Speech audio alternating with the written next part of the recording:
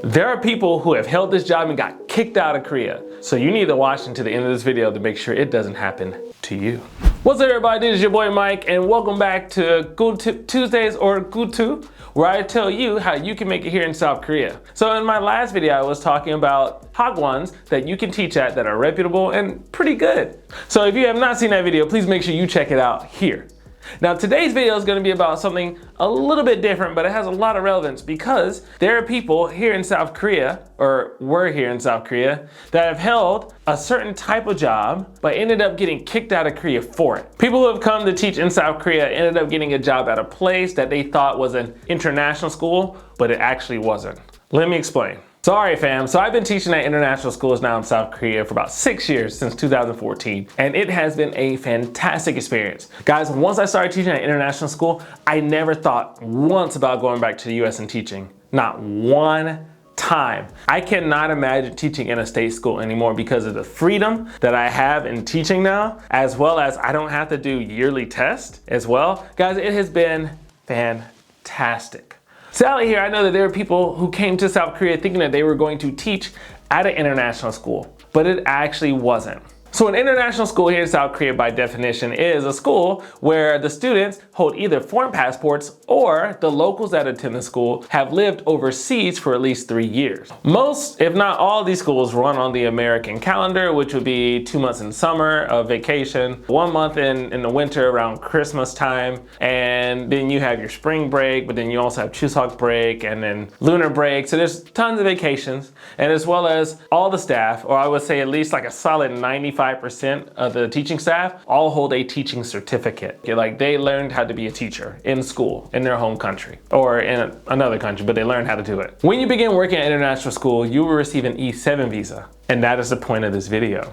So E7 visas are professional visas. The people who typically hold E7 visas are, well, international school teachers, as well as professors, engineers. It is a professional visa in the sense that you come to Korea with a certain set of skills and a certain profession to help advance the society. There have been multiple international schools in Korea that have hired their teachers, but they gave them an E2 visa. This is bad. E2 visas are reserved for English teachers and Hagwons. E7 visas are professionals. They cannot cross over. As an E7 visa holder, I cannot go teach English at all, or I will get kicked out the country. As an E2 visa holder, you can't do other work either, or you will get kicked out the country. So 3 years ago, there was this huge problem in which these international schools hired teachers to come in and work, but then they gave them an E2 visa. So when schools issue E2 visas, well, if an international school issues an E2 visa, one, the international school doesn't have to pay as much money because an E7 visa would cost more money than an E2 visa, as well as they don't have to sponsor the E7 visa holders, or typically what an E7 visa holder would be, as much as they would normally get. So for example, if you're an actual international school teacher, your package is going to be pretty solid. But as a Hagwon teacher or an E2 visa holder, you have a package, but it's not going to be the same. So then that's also those businesses kind of skipping out on paying the money that they need to pay, right? So the government found out that these schools were doing this, and man, they cracked down hard. They went into these schools and they took the teachers out. They were not allowed to go back to their classroom to get their things or anything, and they just literally gave them about 24 hours to leave the country. And these teachers, obviously it's not the teacher's fault, right? It's not their fault because they can't really control whether they get an E7 or E2 visa, but they were kicked out the country for at least a year. They could not set foot back in South Korea for a solid year. And this is frustrating. Those schools were fined, but the fact that someone just gets kicked out of their job right then and there. But the worst part is that there are still schools out there in South Korea that are operating under the guise of an international school. But they are still giving people E2 visas. They're not giving them the right visa. They're giving them an E2 visa. Okay, so let's just say you hold a teacher certificate and you're super stoked to come to South Korea. You really want to be here and you're like, I kind of want to teach at one of those schools. If I'm desperate, I want to get in there. Let me tell you, that is the wrong idea. It is not worth your money or your time to come to South Korea and teach at one of those schools. Let me explain to you why.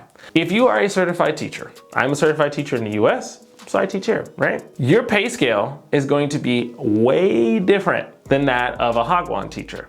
So Hagwons, and guys, I'm just gonna throw this number out there, okay? Hagwon teachers normally make about 2.3 to about 2.5 thousand or $1,000,001 a month. That's probably about, I'm just gonna throw out this number out. Let's say it's about $2,300, right? A month. International schools, like proper international schools, a lot of their salary will start at about 3.2 or 3.3 or 3.4. But then you also don't have, well, it's depending on the school, but then you also don't have to worry about rent or utilities. But again, that's depending on the school. But your salary and your wage is gonna be way higher than that of a Hagwon. So now your question probably is, all right, so what do I need to apply for one of these schools? And how do I find them? So if you want to teach at one of these schools, like an actual legit international school, you need a teaching certificate. Now, again, like I said earlier, I received mine in the US because I went through a teacher education program, right? Many international schools do not require you to be from an English-speaking country.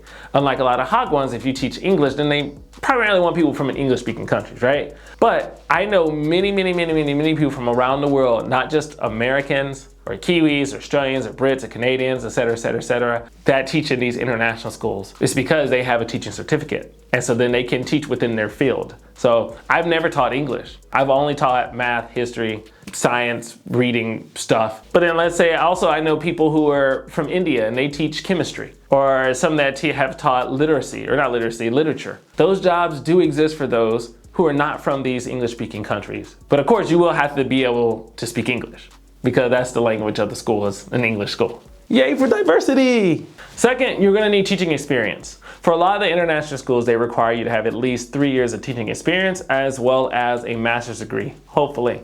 I know people who didn't get a master's degree and yet they still worked at some. So it really just depends on the school. So when I entered my first international school, I had a master's degree with about 4 to 5 years of teaching experience. So it is possible, you can get in, do it, go for it. But what if you don't have a teaching certificate? What do? You still want to apply for these schools, but yet you don't have what you need. No worries, I got you. So there are many teacher education programs out there that you can enroll in. And as a matter of fact, there are a lot of them that are online as well. So me and my friends, as well as my wife, have enrolled in a program called Teach Now, in which they paid about $6,000 US dollars, and in 9 months, they had their teaching certificate, and the certificate is out of Washington, D.C. So it is a legit teaching certification. You can get it from anywhere in the world as long as you speak English and you're willing to put in that 9 months of work and have a place to do your student teaching. You can become a classroom teacher. So if you want to find a job in these fields, there are also a few websites that you can go to that list these jobs. One website that helped me find my job is Thai Online. So if you sign up for Thai Online, there's a small membership fee. But once you sign up, you're able to search for international schools around the world and find these jobs and apply for them.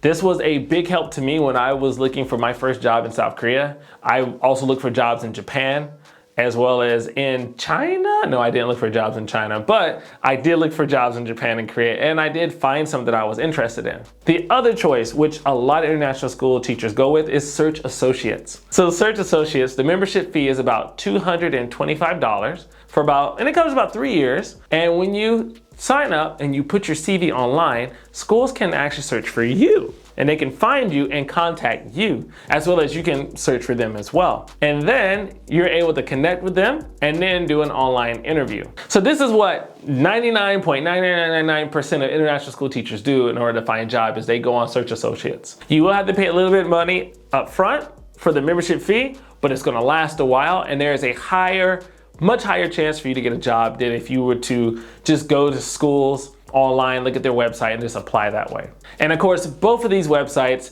their links are in the description, so please make sure you check them out. That way you can get started on your international school teaching career. All right, so did this video help you at all? Did you get any value? I hope that I encouraged you to pursue possibly a career as an international school teacher here in South Korea. And if you did enjoy, please make sure you smash that like button, as well as hit that subscribe, and make sure you share this video, because I know there are people out there who really need this information, whether they are just coming to Korea or they already live here and they've always wondered how to get into an international school. I just basically told you how to do it. You're welcome. If this video does well, then I will do another video on how to find certain jobs in South Korea. Obviously, I can't do a video on every job here in South Korea that a foreign person can get, because I just can't. But I will do my best in making certain videos for you guys. But I still will tell you to research. Make sure you do your own research, go on websites, ask questions, inquire, pursue that career that you want here in South Korea. Again, make sure you share this video as well, because there's a lot of people out there who want to find good teaching jobs in Korea, and nobody deserves to get cheated and kicked out of the country for no reason. But until the next video, you guys make sure you be cool. Peace.